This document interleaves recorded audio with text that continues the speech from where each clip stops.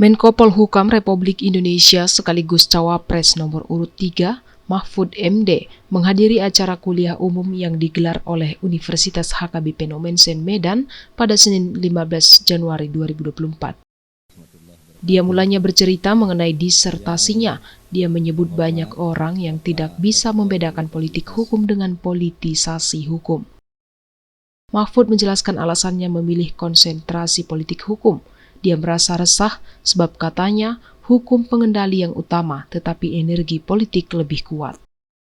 Hukum itu supreme, pengendali yang paling utama.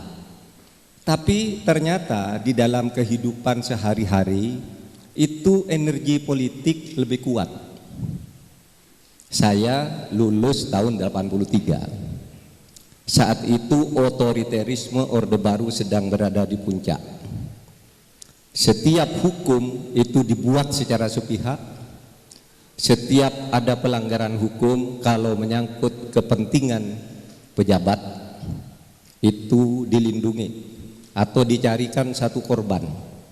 Banyak waktu itu. Kasus korupsi Bulog yang pertama,